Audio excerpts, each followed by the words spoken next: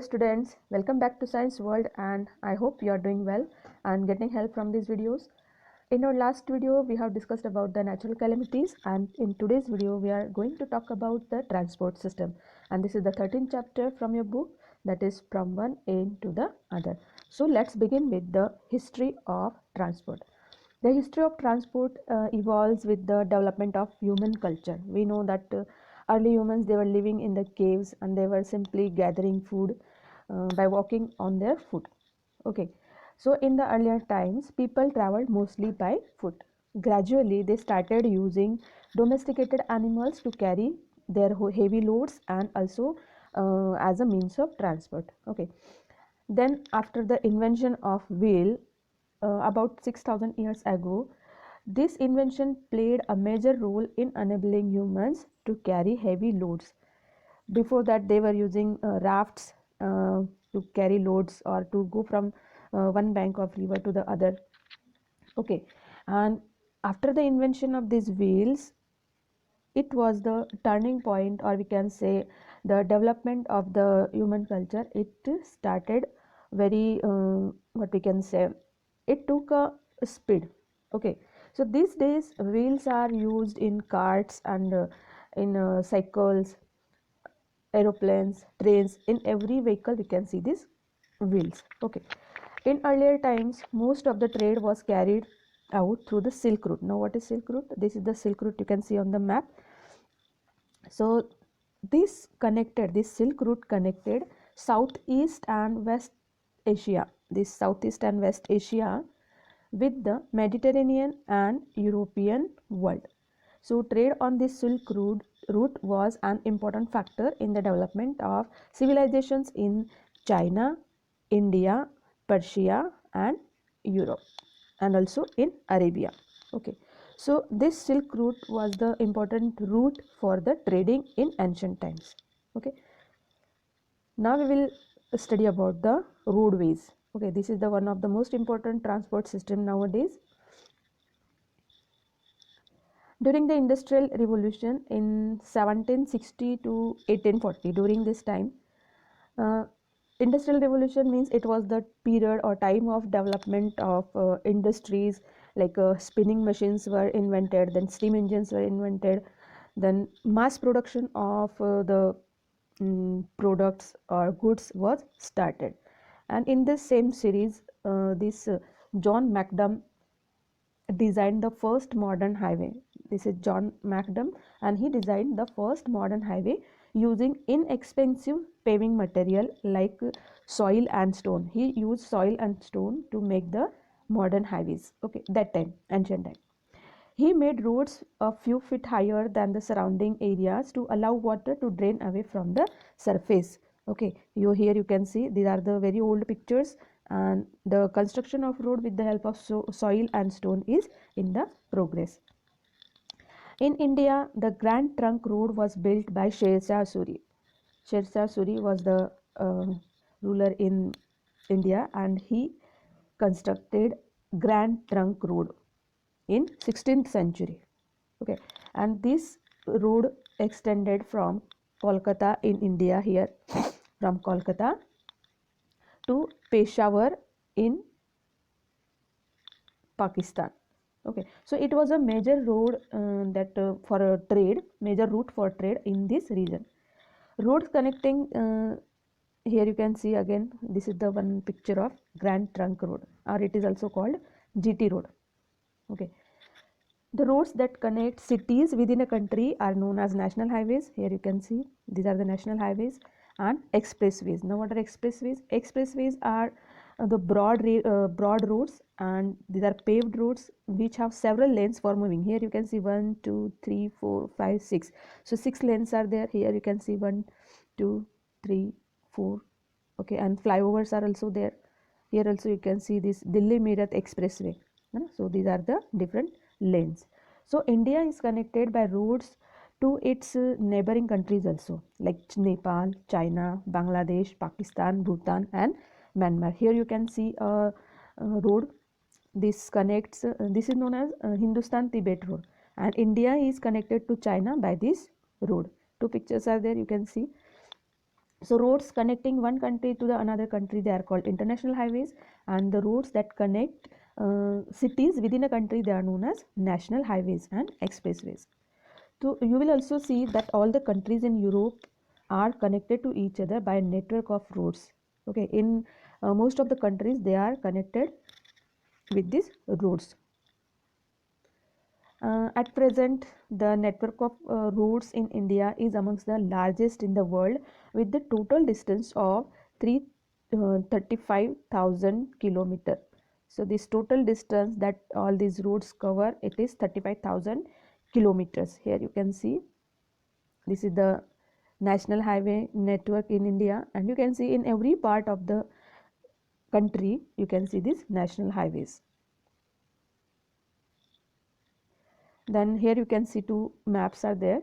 Here it is the national highway number 7, and it starts from Varanasi in Uttar Pradesh to Kanyakumari. So this was the longest highway before, but now this second map you can see here, and this is the national highway 44.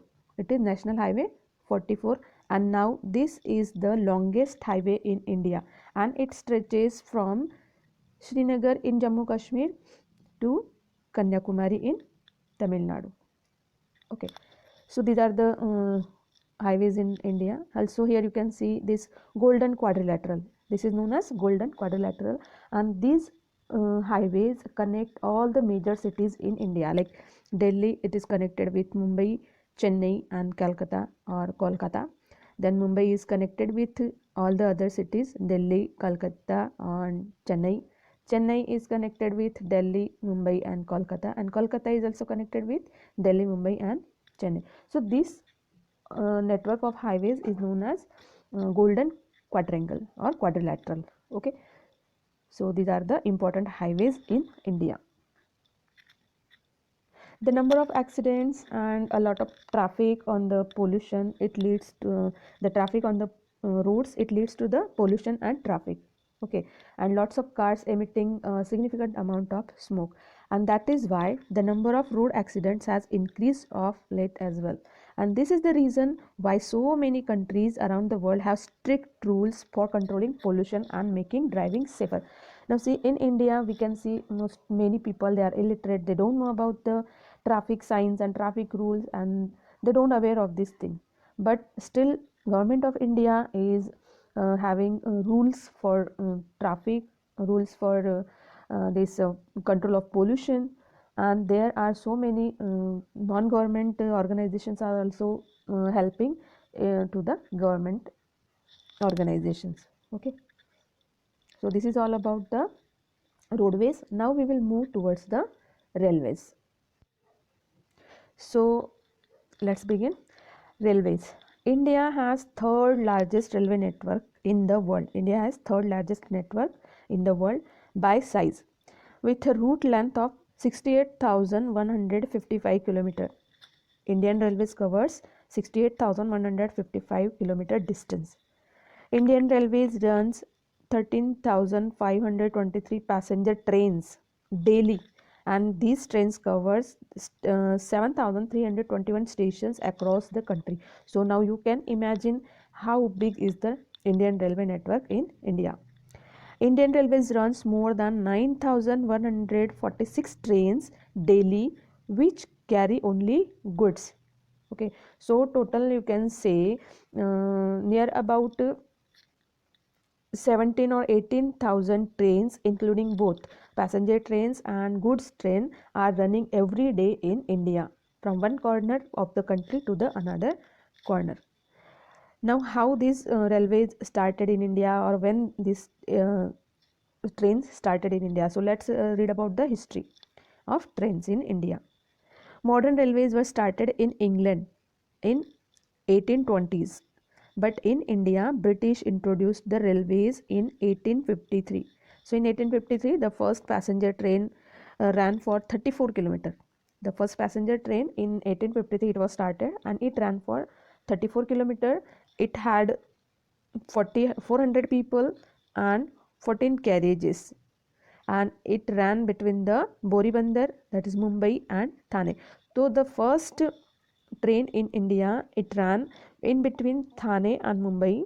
It was it covered 34 kilometers distance, and it was having 400 people with 14 carriages in the train. There were 14 carriages, or we can say the coaches. So this was the first train in India. And this train, it was carried by three steam locomotives. Locomotive means engine. So three steam engines were there, and these engines were having name Sahib, Sultan and Sindh. So these three steam engines carried this first train in India. Then in eastern India, the first railway started from Howrah to Hooghly, okay, in West Bengal, and it was started on 15 August 1854. 15 August 1854, and it covered 39 kilometer distance. Then in South India, the first train started from Madras, that is Raipuram to Arcot. These are the two stations. In between this train ran, and it was started on 1st July 1856, and it ran, or it covered 87 kilometer distance. Now we'll see this is the Indian Railway network. You can see these are all the routes. Green color, you can see these are the routes, and all these dots you can see the junctions. Okay, so major railway stations are there in red color. So this is the map showing Indian Railway network. Here you can see the first train that started in India. This is the Thane bridge over which this train ran. This was the first train. These are the engines, steam engines. Nowadays we are having the engines which run on diesel and electricity. Okay, this is the double decker train. You can see here, double decker means two parts are there. Here also people can sit, and here also double decker train it is. The Indian railway system is divided into several zones, and these are further divided into divisions. So each zone is headed by a general manager who reports to the railway board. So this is the system of Indian railway. In this way it works in throughout the country. So here are the all 17 zones. Here you can see the 17 zones of Indian railways, and these are also further divided into different divisions. Generally we know about the Indian railways, that western railways, eastern railways, southern railways, central railways and northern railways. These are the different divisions. Okay, in earlier times the trains had steam engines. Just now we have seen the pictures, but now these trains run on diesel and electricity. There are different types of trains run in India. There are passenger trains like superfast expresses like Shatabdi Express, Kerala Express, Karnataka Express, Rajdhani Express. These trains have great speeds. They cover a large distance in a small time duration. These trains are having different facilities, like these are having air conditioned coaches. Food is also provided in the trains. Then express trains are also there. These are less fast than the super fast trains, and like Intercity Express, Janashatabdi Express, Antyodaya Express, Jan Sadharan Express, Suvidha Express, Humsafar Express. These are different trains that cover a large distance in small times. These are express trains. Okay, and to travel in these superfast and express trains, you have to book your ticket before 1 week or 1 month. Even sometimes people book their tickets before 2-3 months also, because these trains have these trains are used by a lot of people to travel in India. Then we have suburban trains also. These are usually the trains that stops at every station. These very small stations also, these trains stop, and these have unreserved sitting. There is no reservation for sitting in these trains. Okay, and many people every day they are using these suburban trains for moving from one place to another place for their work. Okay, then we have cargo trains. These carry grains, arms, that is weapons and explosives. Then for ammunition also carried by these trains, like bullets and bombs and all the goods that is required for the military forces. Then food, natural resources like ores, petroleum and gas, etc. Also heavy machineries are carried and transported by these cargo trains.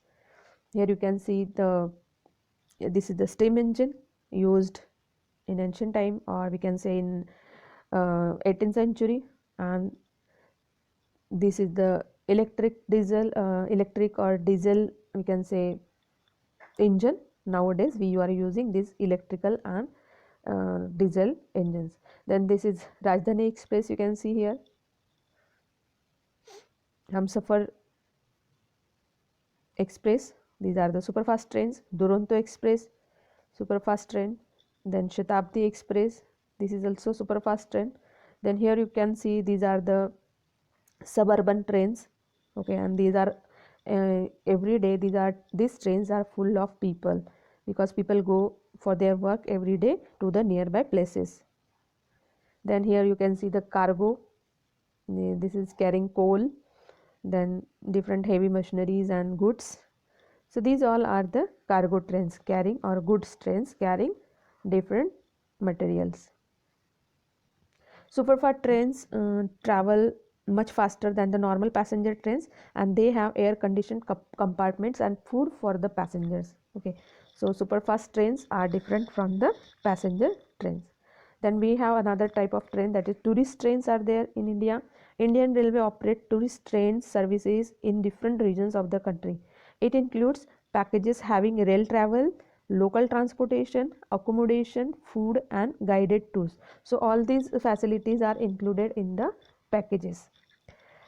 The examples of these tourist trains are Palace on Wheels, Royal Rajasthan on Wheels, Maharaja Express, Deccan Odyssey, Golden Chariot, the Fairy Queen, Mahaparinirvan Express. This is the Buddhist Pilgrims Express.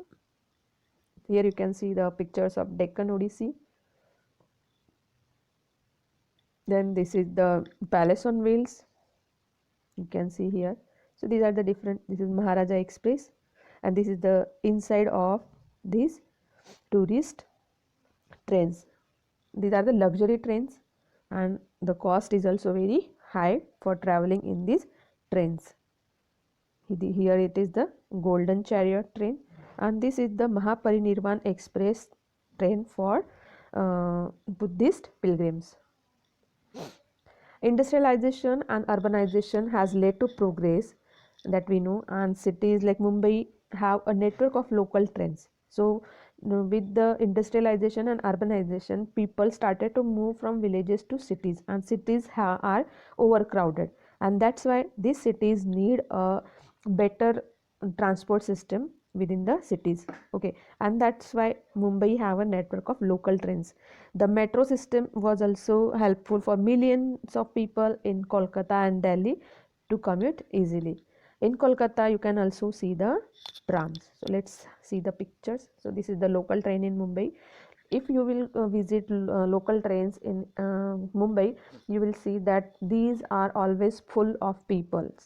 Okay, then this is the metro train in Delhi, and this is the tram in Kolkata. Why the Indian railways are called lifeline of our country? This is the very important question. The Indian railways not only transport people and goods, but it also connects entire nation. Indian railways have connected entire nation. It brings people closer from farthest corner of the country. So people from every corner of the country, they can travel throughout the India. Every day thousands of people travel, and bulky goods is transported from one place to another place. It also provides jobs for over 13 lakh people. Over 13 lakh people are connected with the Indian railway services, and Indian Railways is providing jobs for these people. Thus, it is clear that the railways are playing an important role in our economy of the country than all other means of transport put together. So, Indian Railways are the most important transport system in India, and that is why Indian Railways are called the lifeline of our country. Here you can see goods that is transported every day from one place to another place. Here also you can see thousands of people are traveling every day from one place to another place. Japan is famous for its bullet trains that can travel at speed of 400 km per hour. So bullet trains, these trains can travel at speed of 400 km per hour. Then Eurostar is a high-speed passenger train running under sea. This is underwater train, and it runs from London to Paris via English Channel. It travels at a speed of 300 km per hour underwater, and the time taken to reach Paris from London is 2 hours 15 minutes. Within 2 hours and 15 minutes, this train can take you from London to Paris. So let's see the pictures of this train. This is the bullet train in Japan. You can see here the Mount Fuji in Japan. Then these are the different bullet trains. This is the bullet trains in Japan. Then this is the underwater train, that is Eurostar in London. So this is the way, this is the Channel Tunnel from London here to France. So here this is the underwater tunnel. This is the underwater tunnel for this train to travel underwater. Here again you can see the picture of this train inside. This is the underwater train. Then we have one question: what is meant by PNR, RAC and WL while booking a railway ticket? If you have booked a railway ticket, then you may, or your parents may know the meaning of these three words or letters, that is PNR. Now what is PNR? PNR means the passenger name record in computer, passenger name record, and it is the 10-digit number, PNR number. Okay. Then RAC means the reservation against cancellation. In this reservation type, you have to share your seat with someone other, that is known as RAC, reservation against cancellation. And WL means waiting list. So if WL is written in your ticket, that means your place or you are in the waiting list. If someone cancels tickets, then you may get the confirmed ticket. Okay, so these are the some terms related to the Indian Railways. So here we have finished our roadways and railways. For waterways and air transport, you have to see the next video, that is next part of this video. So thank you for watching this video. Please like, comment and share, and also subscribe my channel and share with your friends. Press the bell icon to get notification of my upcoming videos. So we'll meet again in our second part, our part of this video. So till then, take care. Bye bye.